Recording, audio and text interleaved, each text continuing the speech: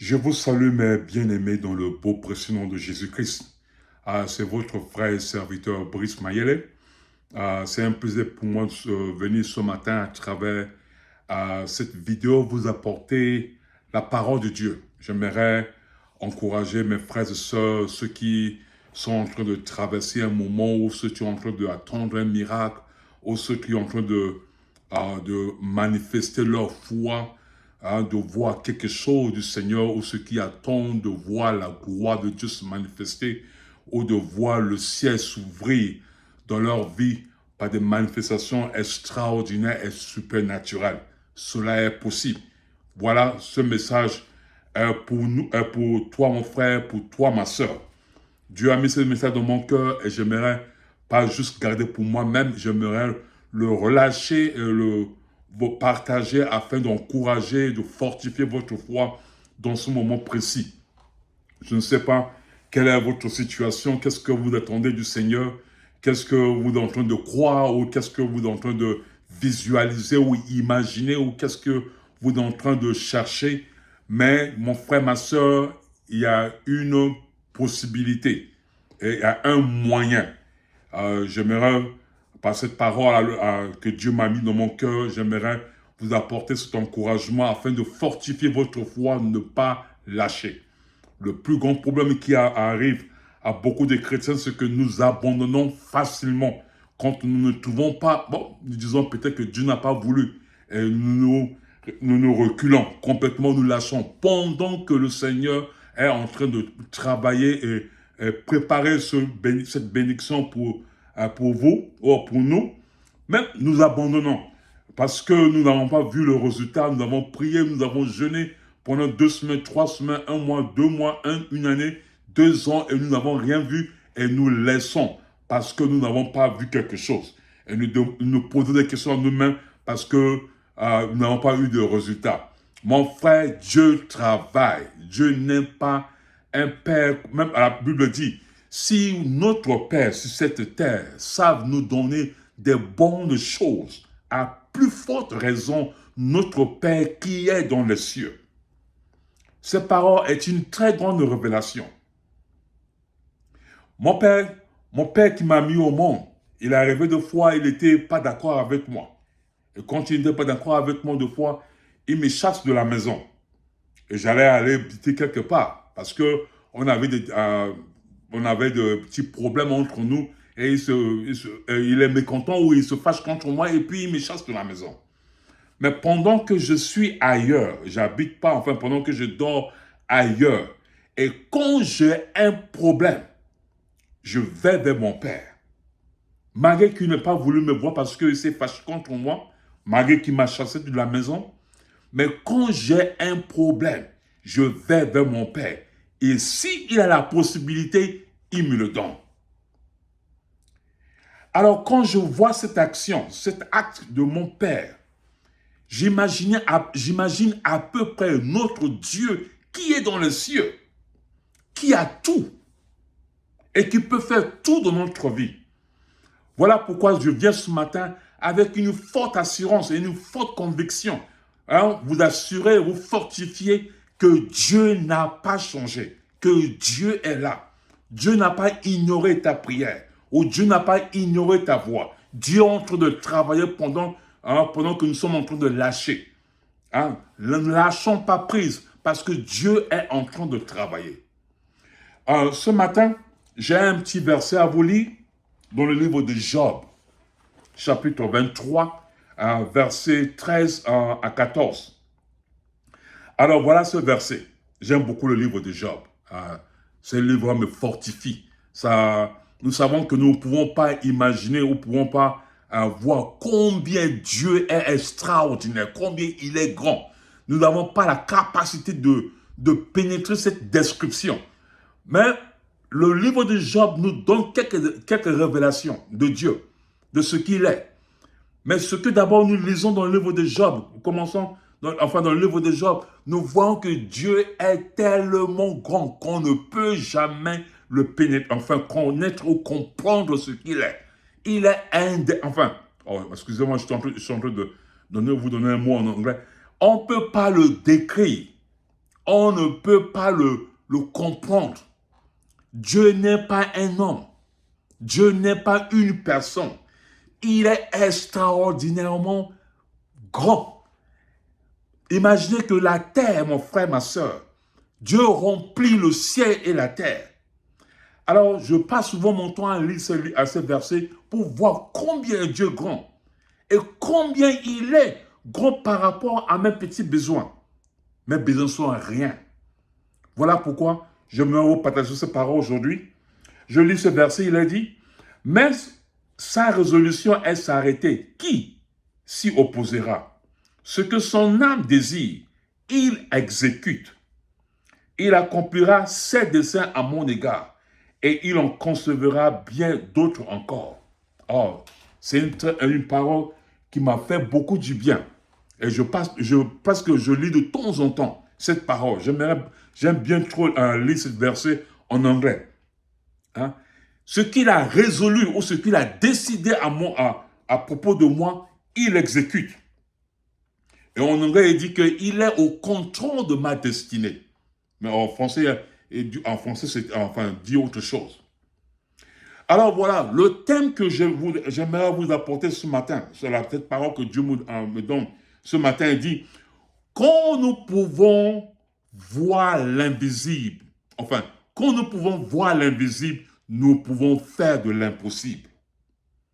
Ce n'est pas ma cotation, je l'ai emprunté chez un homme de Dieu que j'ai beaucoup honoré, qu'il est maintenant auprès du Seigneur, qu'il a beaucoup travaillé dans les années 70, dans les années 60, 70, 80.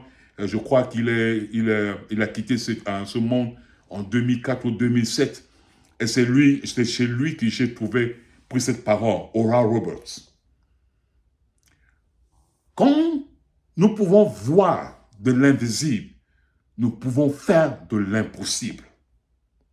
Voilà le thème de ce message par rapport à ce verset que je vous viens de lire. Permettez-moi aussi d'ajouter à Matthieu chapitre 33, chapitre 6, verset 33, qu'il est dit, « Cherchez premièrement le royaume de Dieu et sa justice, et toute chose vous donnera par-dessus. » Voilà un verset très important.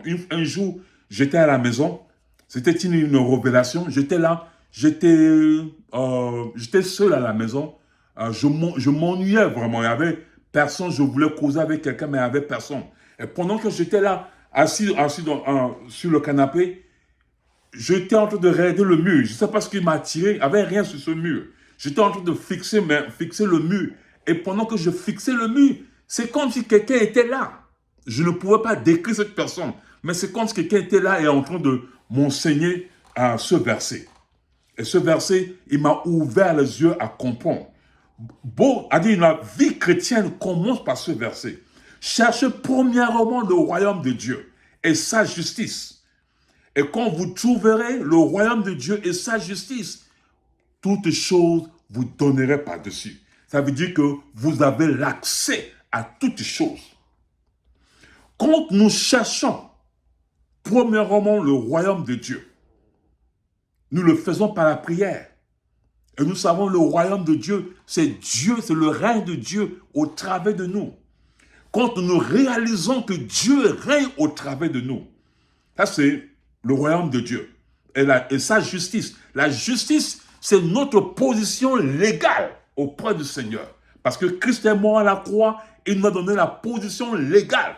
La Bible nous parle dans le livre d'Éphésiens chapitre 1, verset 20, qu'il a déployé en Christ en le ressuscitant d'entre les morts et en le faisant asseoir à sa droite dans le lieu céleste, au-dessus de toute domination, au-dessus de toute autorité.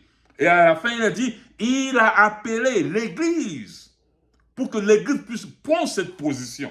Nous avons une position légale auprès du Seigneur. Mon frère, ma soeur, voilà des choses extraordinaires. Voilà des révélations tellement grandes que de fois nous nous ignorons parce que nous avons lu ce verset hier, nous l'avons lu avant-hier. Nous continuons à lire et ça ne dit rien pour nous. Mais c'est des très grandes révélations. Des très grandes révélations. J'ai une position légale. Et quand maintenant Dieu règne au travers de moi, j'ai l'accès au royaume.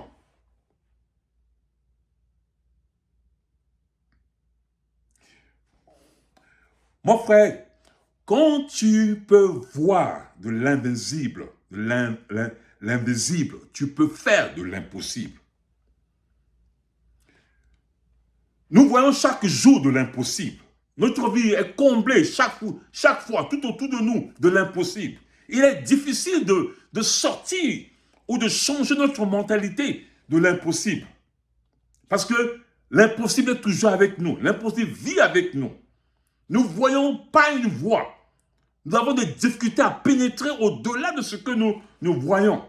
Et notre vie, notre vie de chaque jour nous enseigne ce que nous sommes. Et nous acceptons ce que nous ne sommes pas en réalité quand nous avons accepté Christ dans notre vie.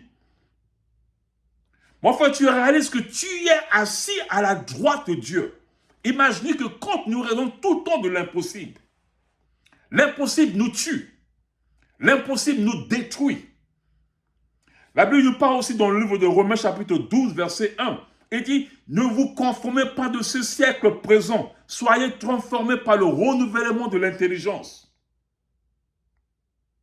Changeons notre mentalité, changeons notre manière de voir, changeons notre manière d'accepter des paroles qui viennent à nous. Un jour, je dormais. Et je dormais profondément. Et dans le sommeil, il y avait la radio. Enfin, il y avait des musiciens, enfin un groupe de musiciens, je ne me rappelle plus. Mais il y avait un musicien qui était un peu connu dans notre pays. Il chantait une chanson et la radio était au salon. Le radio était un peu... Enfin, le volume était un peu fort. Et je dormais profondément. Et dans le sommeil, j'écoutais cette parole. Et la parole dit que voilà, le pauvre rêve qu'il est quelque chose, mais quand il s'est réveillé, il était pauvre. Je me suis levé, j'ai maudit cette parole de ma pensée. J'ai rejeté cette parole. Je dis, ma pensée n'est pas juste quelque chose de rien. Ma pensée, c'est quelque chose que j'utilise, que Dieu utilise pour accomplir des grandes choses de ma vie. La Bible nous parle dans l'Éphésiens chapitre 3, verset 20. Il dit, il est capable de faire au-delà de ce que nous pensons ou demandons. Qu'est-ce que nous pensons? Qu'est-ce que nous demandons? La vie de chaque jour nous enseigne de l'impossible. Nous marchons de l'impossible. Mon frère, ma soeur, tu ne pourras jamais voir de l'invisible si tu es comblé ou tu te donnes tout le temps à de l'impossible. La Bible de Dieu dit, ce qui est impossible à l'homme est possible à Dieu.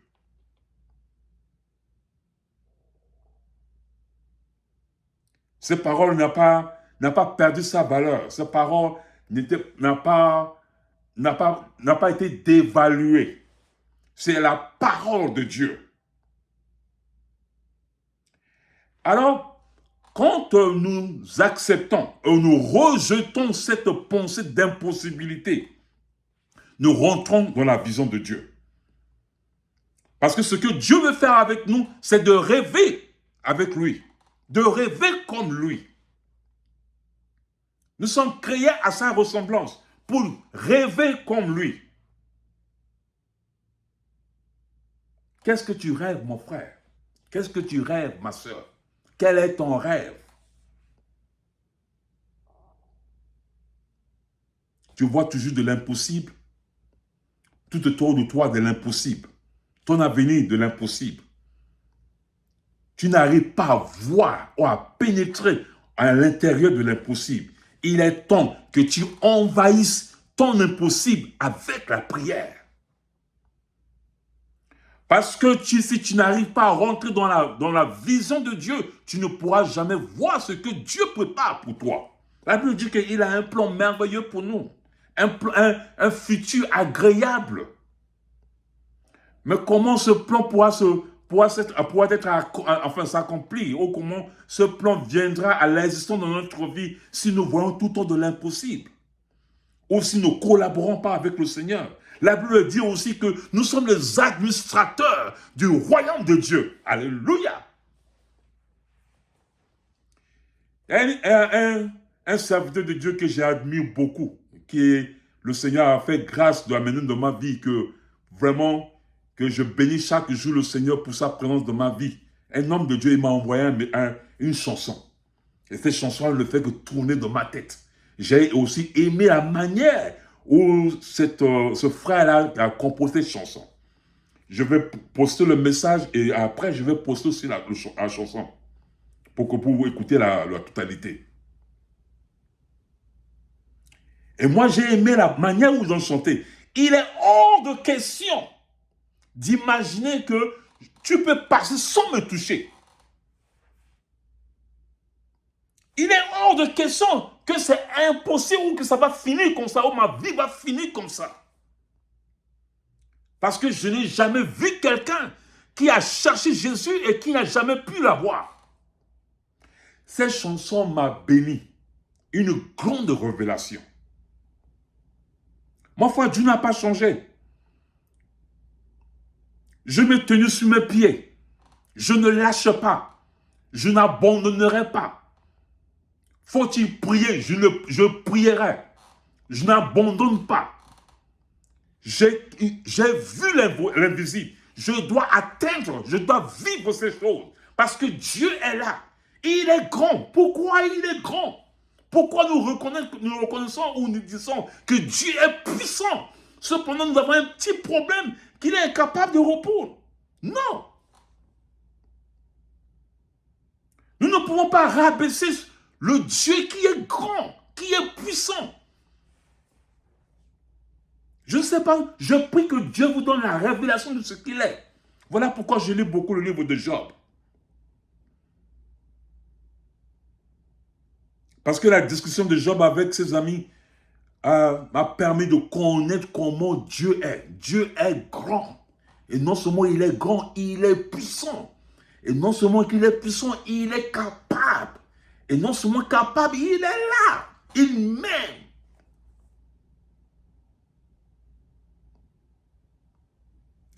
Relève-toi, mon frère. Tiens-toi sur ton pied.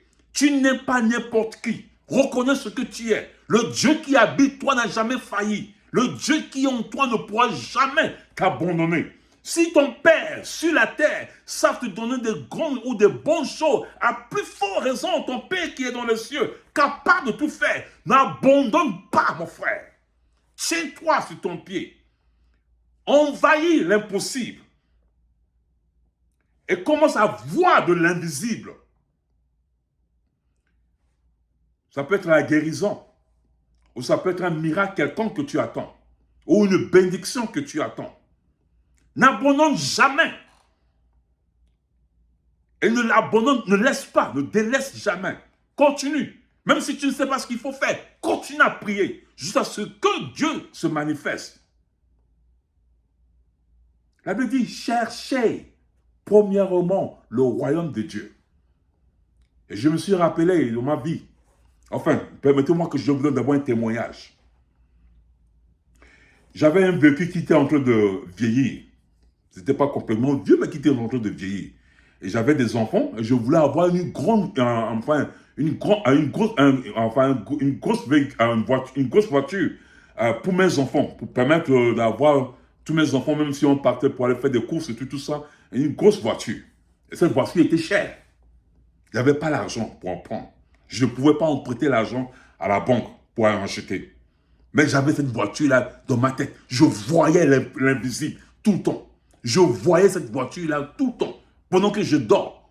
Et un soir, pendant que je partais au lit, je voulais dormir. J'étais là, la voiture était là. J'étais en train de voir cette voiture. Et pendant que j'étais en train de voir, j'ai écouté le Seigneur me dire, mais pourquoi tu ne demandes pas à Dieu cette voiture? Je me suis précipité à me mettre à genoux et j'ai prié. J'ai dit, Seigneur, donne-moi cette voiture. Et je suis allé, je suis parti voir le dealership, c'est-à-dire ceux qui vendent cette voiture. J'ai dit, je veux cette voiture. Malgré que je n'avais pas la possibilité de l'avoir. Mon frère, ça fait déjà 3 ans que je conduis cette voiture. Pendant que je suis aux États-Unis, je conduis cette voiture. Beaucoup de gens se posent des questions, mais le gars là, il travaille combien, il gagne combien pour avoir cette voiture? Parce que je crois que d'autres personnes voulaient bien en voir, mais n'ont pas pu. Tiens-toi sur ton pied, mon frère. Tout est possible à Dieu qui habite en toi. Ce qui est impossible à toi, envahis cette impossibilité, car celui qui habite en toi est capable de faire au-delà de ce que tu penses et imagines. N'abandonne pas. Voilà un petit message que le Seigneur a mis dans mon cœur. Ah, mon frère, ma soeur, que le Seigneur te bénisse, que le Seigneur te fortifie, que tu vois la gloire de Dieu. Nous devons témoigner la grandeur de notre Dieu, que nous devons vivre la puissance de notre Dieu. Il n'est pas juste puissant pour les anges ou pour ceux qui sont passés. Non, il est encore puissant pour nous. Je te prie, mon frère, ma soeur, que tes yeux s'ouvrent, que tes oreilles s'ouvrent et que tu puisses comprendre avec une révélation qui n'abandonnera jamais dans ta vie, que tu comprennes la grandeur de ce Dieu qui habite en toi. Que le Seigneur vous bénisse, que le Seigneur vous relève, que le Seigneur manifeste sa grâce et sa puissance dans notre vie, qu'il vous guérisse, qu'il vous bénisse abondamment dans votre famille, dans votre pays. Et si mon frère, ma soeur, si tu as eu l'occasion d'écouter cette parole aujourd'hui et que tu n'as jamais donné ta vie au Seigneur, je le dis tout le temps, ça prend juste 5 secondes pour devenir un chrétien. Alors si tu répètes cette prière après moi, je te dirai ce qu'il faut faire. Alors répète cette prière après moi. Dis, Seigneur Jésus, je viens à toi, tel que je suis. Je sais que je suis un pécheur et je reconnais que je suis un pécheur. Pardonne-moi mes péchés. Accepte-moi auprès de toi. Fais de moi ton enfant et lave-moi par le sang de Jésus et que je sois complètement changé. Merci Seigneur. Je crois dans toi et je donne ma vie je te donne ma vie. Sois béni. Amen. Si tu as fait cette prière, mon frère, ma soeur, tu es déjà chrétien. Cela ne s'arrête pas là. Cherche une Bible, rentre dans une église là où on prêche la parole de Dieu dans toute la vérité. Et approche-toi des hommes de Dieu afin de t'aider à marcher dans la vie chrétienne. Et si tu as des questions, tu peux juste me faire des commentaires et je pourrai te répondre personnellement. Et si vous avez des sujets de prière, vous pouvez aussi m'envoyer. Je passe toujours beaucoup de temps dans la prière avant que je prêche la parole de Dieu à travers cette vidéo. Que le Seigneur vous bénisse et qu'on se verra la prochaine fois. Amen.